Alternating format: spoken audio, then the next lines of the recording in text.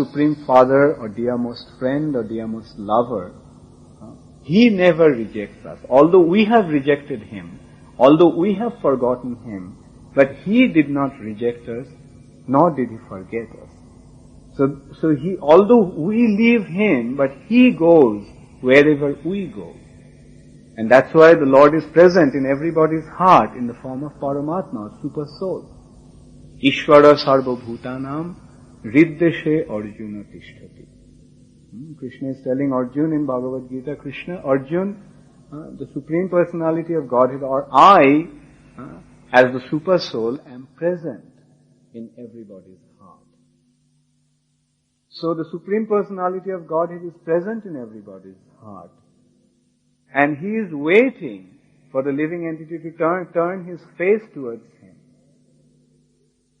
Rejecting God, we all are suffering. But the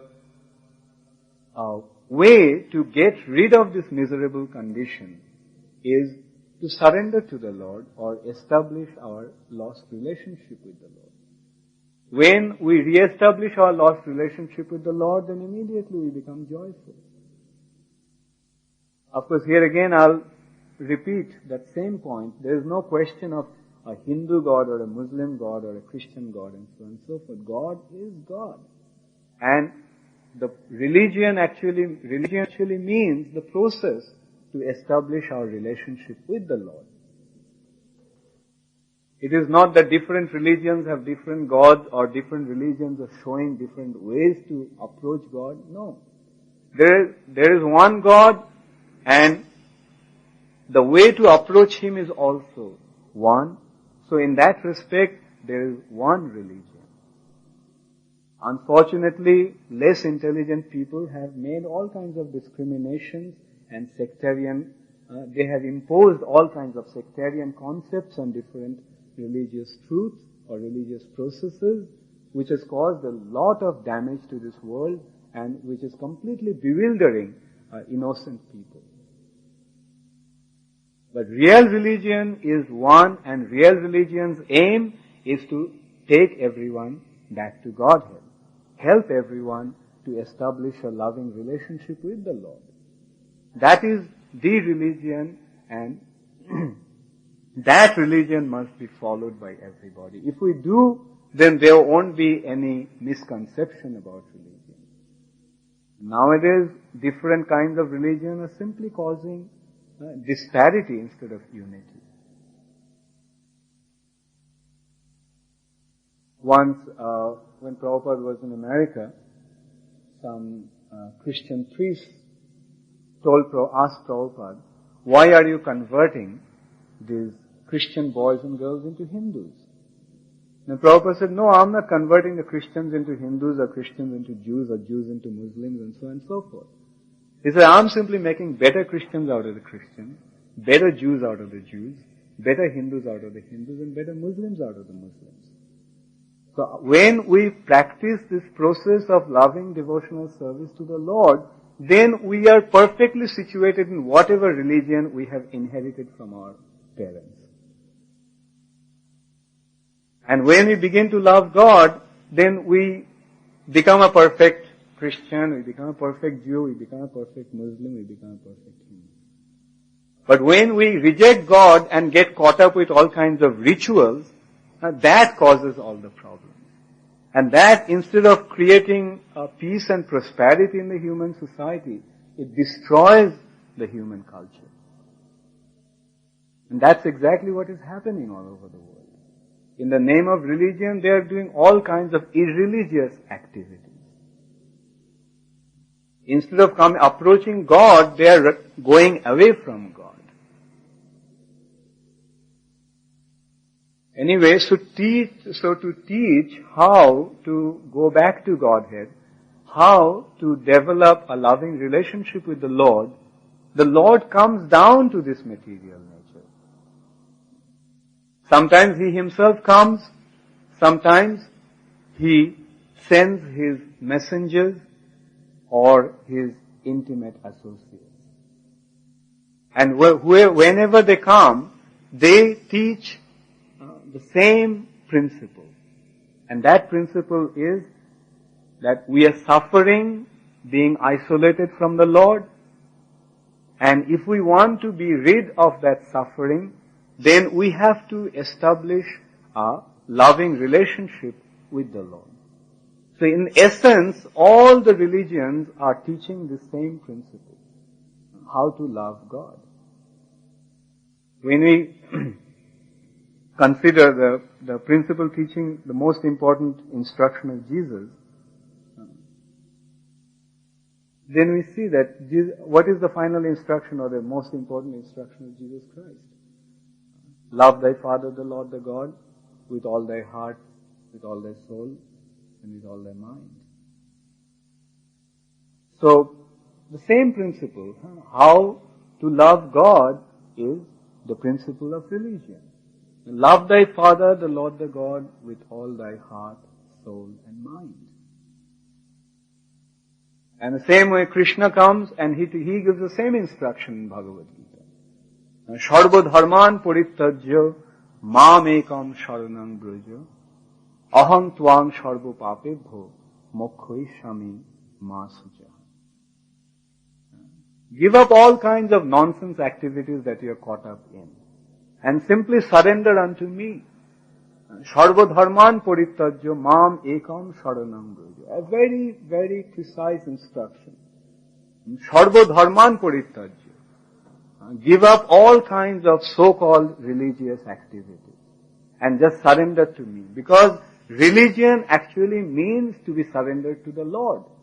So when we become surrendered to the Lord, then we are perfectly situated in our religious conviction.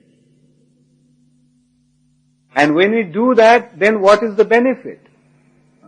Aham tvang sarva papebhyo mokshaishyami ma suja. I will deliver you from all your sinful reactions. And don't worry about it. So God is giving us the assurance that the moment we become surrendered unto Him, then He will take care of us. So He is so merciful that He comes down Himself, and sometimes He sends His Son, sometimes He sends His friends, sometimes He sends His associates, and they come and give us the same teaching. Sarva dharman parittajya mam ekam sharanam braja. Give up your nonsense activities and just surrender unto the Lord. And whoever came in the bona fide line.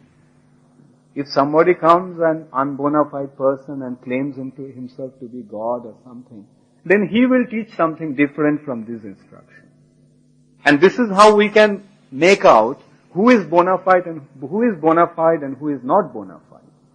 Nowadays we see that there are so many gods appearing like mushrooms in the Western world.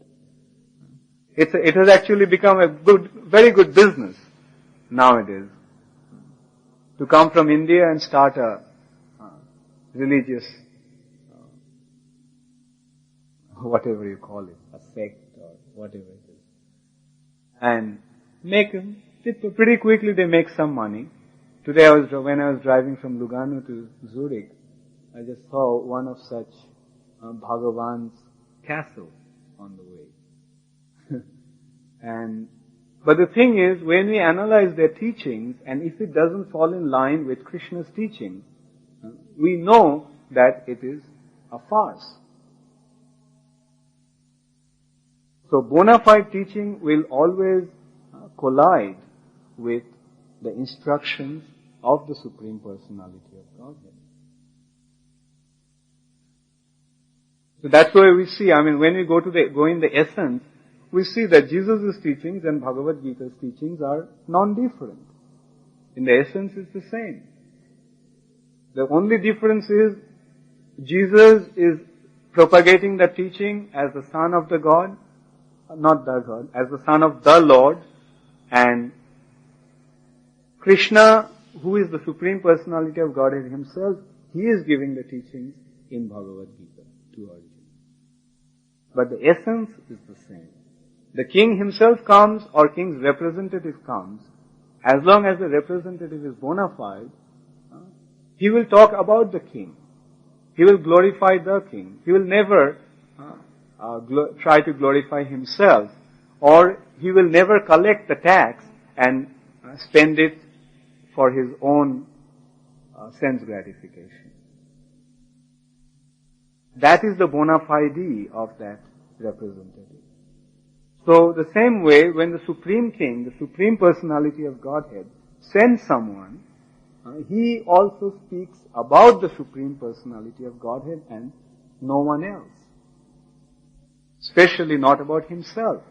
He talks about God and God's associates, God's nature, God's paraphernalia, God's pastimes. Everything connected to God he describes, and thus he helps nature, God's paraphernalia, God's pastimes. Everything connected to God he describes, and thus he helps the living entities to develop a loving relationship with the Lord. That we have noticed also very wonderfully in Srila Prabhupada, our spiritual master. Like Prabhupada Prabhupada went to America at a time when many Indian Swamis went to America to start their religious business. But the difference between them and Prabhupada is that Prabhupada never propagated or never blown his own trumpet like the others. Like when we see the other groups, religious groups, we notice that they all are named after the person who was propagating that cult. I mean, you can consider every single religious group in the West. It is Mahesh Yogi, Rajneesh, Bal Yogi. They had their own society. But this society that was established by Prabhupada is the International Society for Krishna Consciousness. It is not an International Society for Bhakti Vedanta Consciousness or International Society for Prabhupada Consciousness. It is International Society for Krishna Consciousness. So Prabhupada never really presented himself as the center point. Prabhupada always presented Krishna for many, many years, even today. What to talk about in the Western world, even in India, people do not know that this International Society for Krishna Consciousness was established by His Divine Grace Bhakti Vedanta Swami Prabhupada. Because Prabhupada always remained in the background and he put Krishna in the front. And he knew that, there's no question of knowing. Prabhupada simply presented Krishna as the Supreme Personality of Godhead. And that's why it worked. When practically all other religious societies are just simply fizzling out, this international society is becoming stronger and stronger. Because, as the time passes, this society will become stronger and stronger. Because this society is simply glorifying the Supreme Personality of Godhead. It is not a cult that worships some individual and puts the individual in the center and everything is done for the sake of the individual. Yes, it is done for the individual, and that individual is the Supreme Personality of Godhead. And that's why everyone is so perfectly situated. No one feels dissatisfied in this society. Actually, if this was a cult, if this was some unbona fide ritualistic society, then at least I know that I wouldn't have been in this society. Actually, in the beginning, I had my doubts also. And what to talk about doubts? When I first saw the devotees, I liked it, but that was in 1970 in Hamburg. But I never thought of joining the movement. And then when I decided to take to spiritual life and went back to India, I was searching for 1.5 years for a guru, but I never thought that I would join ISKCON. And then finally, when one day I got to Prabhupada's books, I realized that this is the philosophy. And I realized that this is the process that I was looking for all this while. Because this is dealing with the absolute truth. When you look at this society from a distance, we may have all kinds of misconceptions. And I don't blame anyone for having misconceptions. Actually, yes, we are strange. With our shaved head, with our sikha, with our saffron robes. Yes, we do look strange. But that we look strange from a distance. But when one comes close to us, I'm sure he will see that after all, we are not that strange. Or even if we may be a little strange, but we are not that bad. After all, a person who doesn't eat meat, who doesn't take intoxication, who doesn't indulge in illicit sex, and who doesn't gamble, must be a good man. Only a good man can follow these four regulative principles. And so, my earnest request to everyone is that please don't judge us from a distance. Please try to come close to us and find it out for yourself what we actually are doing.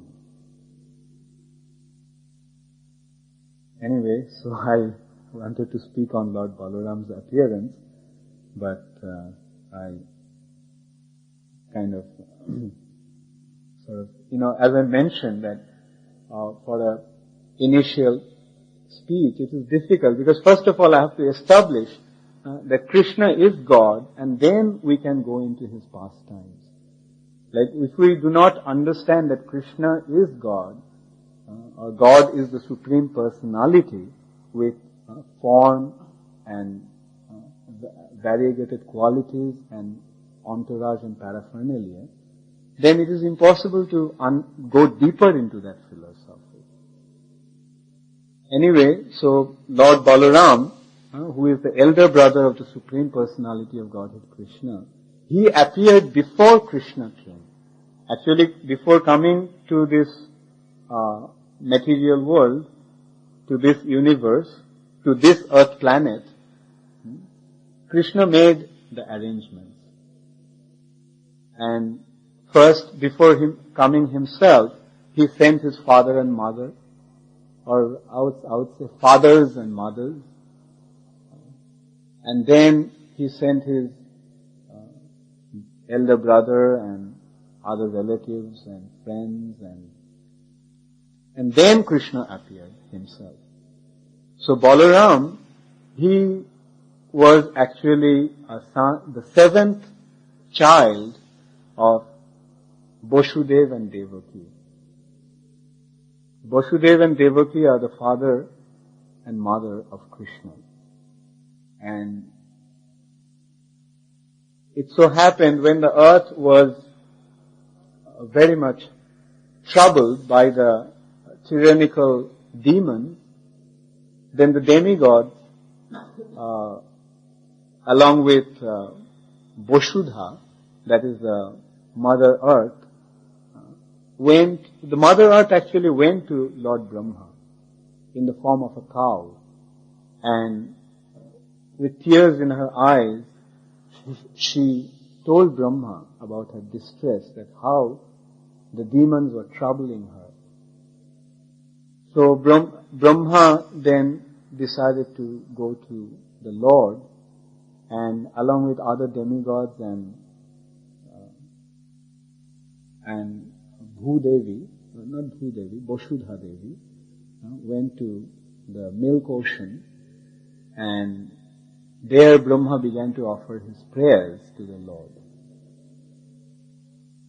But then the Lord instructed Brahma in the heart that very soon he would descend to rid the earth planet of the miseries, and he would establish dharma. And he asked Brahma to tell the demigods to take birth in the Jadu and Vrishni dynasty. So this way the Lord predicted his advent, and he made arrangements that before he came, the other associates of him should take birth on this earth planet, and then he sent all his associates and friends, and as I mentioned, and in the meantime, his father and mother got married. Vasudev and Devaki got married. Now, the question may arise, how come Lord has father and mother? Actually, the Lord is Ajo, means unborn. But in order to perform his pastimes, the Lord takes birth as a child of some of his devotees. He has explained it in Bhagavad Gita by saying, Ajopi shan abbayatma. Ajo means unborn. Ajopi shan abbayatma bhutanam adi ishwaram. That although I am unborn and eternal and the Supreme Lord of all beings, but still, in order to give pleasure to my devotees, I take birth by my internal potency. In the material nature, we are born, we are changing one body to another due to our karma, due to our previous action. But God doesn't take birth by being influenced by the karma. He appears by his causeless desire. He simply desires to be born, and he appears through some of his devotees, those who wanted to have him as their son. Devotees are related to the Lord in different mellows, as I mentioned. Those mellows are neutrality, servitorship, friendship, parental, and conjugal. Now some devotees are related to the Lord in parental mellow. Some devotees want to see Lord, want to get the Lord as their own son. Now when a devotee desires like that, then the Lord also allows them to have him as their son. And so the Lord takes birth through them as their child. So, when his two great devotees, Vasudev and Devaki, got married, and after marrying Devaki, Vasudev was taking his wife to his palace, and at that time Devaki's cousin, Kangsha, was driving the chariot. So at that time there was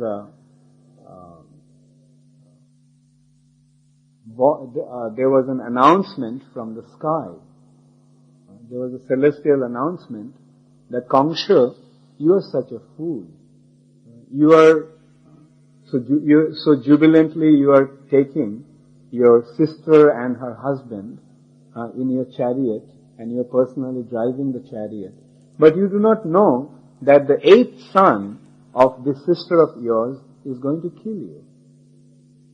So as soon as Kangsha heard this prediction or forecast, he immediately grabbed Devaki by her hair, although Devaki was his sister, cousin, but still he didn't have any mercy. I mean, Kansa was a great demon. So he decided to kill her right there. So he grabbed her by her hair, and he pulled out his sword, and he was about to chop her head. But then Vasudev stopped Kansa and said, Kangsha, you are such a great person.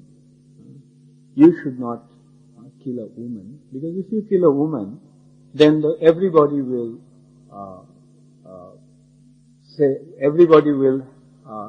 look down upon you, that you are such a great, brave hero like you, kill the woman. Actually, in the Vedic culture, killing a woman is considered to be a great crime or great heinous act. So, this way he consoled Kamsa and said that, look, Devaki is not going to kill you. It is Devaki's 8th son is going to kill you. So, you don't have to worry about Devaki. When Devaki gives birth to her sons, I will bring the sons to you and you can do whatever you want to do with them. So this way Kamsa was pacified and Kamsa let Devaki go. And then when a son was born of Devaki, then Vasudeva, true to his commitment, took the son to Kamsa. And Kamsa, in the beginning he was he mellowed down and he felt that 8th son of Devaki is going to kill me, so I have to be afraid of only the 8th son, so this is the first son, so I have nothing to fear from him. So he gave the son back to Devaki, Vasudeva, and said, look, you take him back, because I don't want to do anything to him, because he's not going to cause any harm to me. But then, Kamsa was advised by his friends that, look, you shouldn't take a chance like that. Actually, this instruction came from Narad, because Narad, who is a great devotee of the Lord, he wanted to hasten the advent of the Lord, if possible. So he tricked Kamsa to believe, tricked Kamsa to understand that this son, there is no way of knowing the 8th son was it counted from the, forward way or in forward progression or in backward progression. The first son could be the 8th son counting from the last son, right? So this way he made convinced Kamsa that, and Kamsa immediately went and killed the child. And not only killed the child, he put Vasudeva and Devaki in prison. And so this way, year after year, they were giving birth to a son, and they were brutally killed by Kamsa. So this way, 6 sons were killed one after the other. Then the 7th son is actually Balaram, Krishna's elder brother. And when Balaram was 7 months old, in the womb of Rohini, womb of Devaki, then by Krishna's instruction, Jogomaya, Krishna's internal potency, took Balaram from Devaki's womb and transplanted him in Rohini's womb. Rohini was another wife of Vasudeva, who was staying in Vrindavan under the protection of Nanda Maharaj. And of course this has been analyzed why Balaram first came to Devaki's womb and then he went to Rohini's womb. That has been described as Balaram makes the arrangements of Krishna for Krishna's bed and Krishna's paraphernalia. So before Krishna arrived in Devaki's womb, Balaram went there and made all the arrangements for Krishna to come. And then after making the arrangement, he went to Rohini's womb. And then Krishna came as Devaki's son. And Balaram was born as Rohini's son. So this way Balaram appeared. So today is the day when Balaram appeared in Vrindavan. Balaram is actually Krishna's first expansion, and the same Balaram is again expanded himself as the Kshirodokshayi Vishnu. And as Kshirodokshayi Vishnu, he is present in everybody's heart as Paramatma, Super Soul. So actually the Super Soul in our heart is the expansion of Balaram or Balaram himself. And this Super Soul is the original Guru, Cheta Guru. The Lord who is present in our heart as the spiritual master. So Balaram is the spiritual master. And actually Balaram is the shelter of all living entities. So when the living entities go back to Godhead, then first they go back to Balaram. And then through Balaram, they go to Krishna. And this Balaram appeared again as Nityananda Prabhu. Krishna appeared as Chaitanya Mahaprabhu. And Balaram appeared as Nityananda Prabhu. Brojendra Nandan Jai, Shochisuto Hoilo Shei, Balaram Hoilo Nitai. Brojendra Nandan Krishna became the son of Sachi Mata, and Balaram became Nityananda. So, when in Mahaprabhu's pastimes, one has to approach Mahaprabhu through Nityananda Prabhu. Hano Nitai bine bhai, Radha Krishna paite nai. Without the mercy of Nityananda Prabhu, one cannot approach Radha Krishna. That is, without the mercy of Balaram, without the sanction of Balaram, one cannot approach Radha Krishna. Because our original shelter is Balaram. So we have to go back to our original shelter in the spiritual sky, because Balaram is the source of all the living entities. And then from Balaram we are engaged. By Balaram's mercy we are engaged in devotional service to Krishna. So today is the appearance day of Lord Balaram, who very mercifully came to help us go back to Godhead. So let's take full advantage of his advent and glorify him so that his mercy can spread all over the world, and thus the whole world can benefit. Hare Krishna. Does anybody have any question pertaining to this discussion?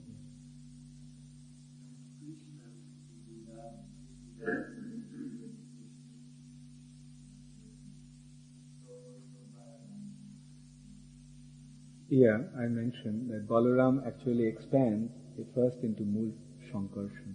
First he expands into Shankarshan. Right?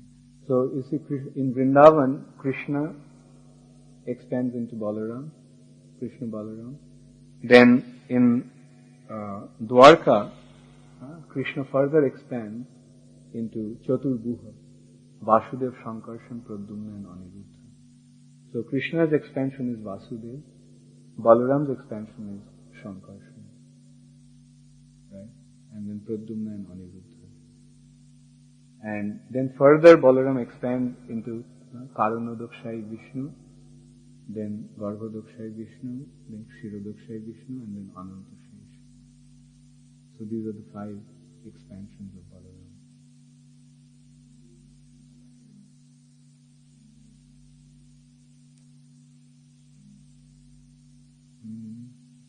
Here considering the temple as Dwarka or Vaikuntha. This is actually Vasudev and Shankarshan. But they are non-different.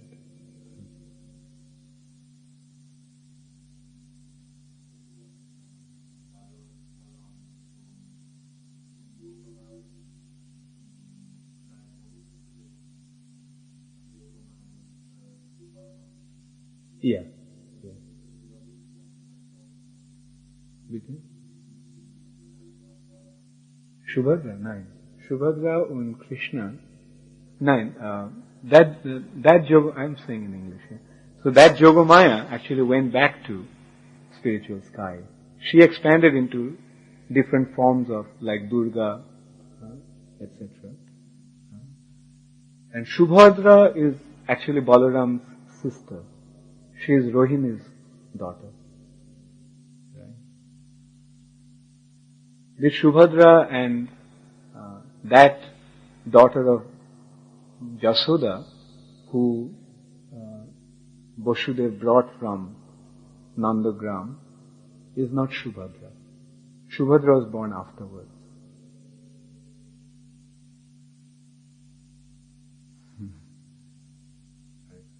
Any other question?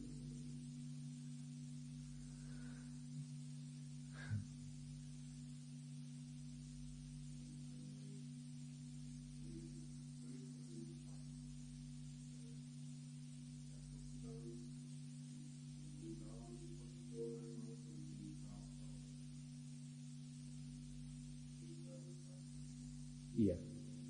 Yeah.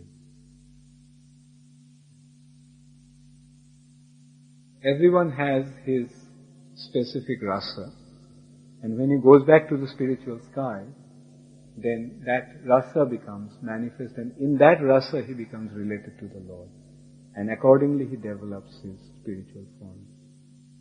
The spiritual form is always there.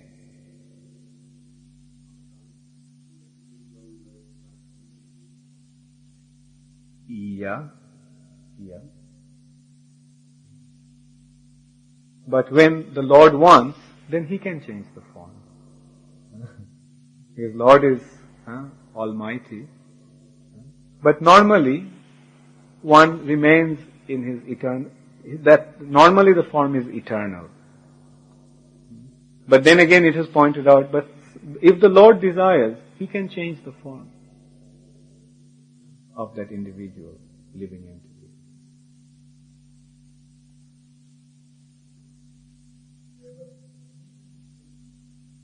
Well, that's His inconceivable will. You see, when it's completely up to His desire. And of course reason is there, but the reason is also inconceivable. Right? Because that is the nature of inconceivable. I mean, that's the inconceivable platform. From here, we cannot really reason it out, that why things happen.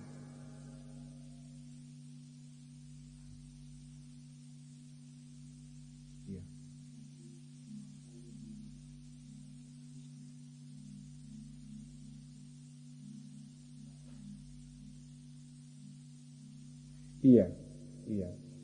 Balaram actually, he laid down and he just disappeared.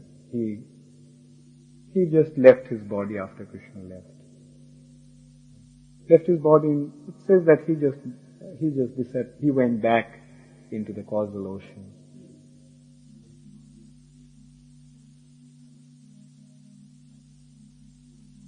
Yeah, well, they say that actually Ananta Shesh came out of Balaram's body, and the Balaram's body was there, but Ananta Shesh came out. But we have to understand that even this body that leaves behind is also spiritual. Ishvara Parama Krishna Satchidananda Vigraha. His form is always Satchidananda. Even in our material eyes, it may appear to be matter, but still it is transcendental. I think we stop now. So there is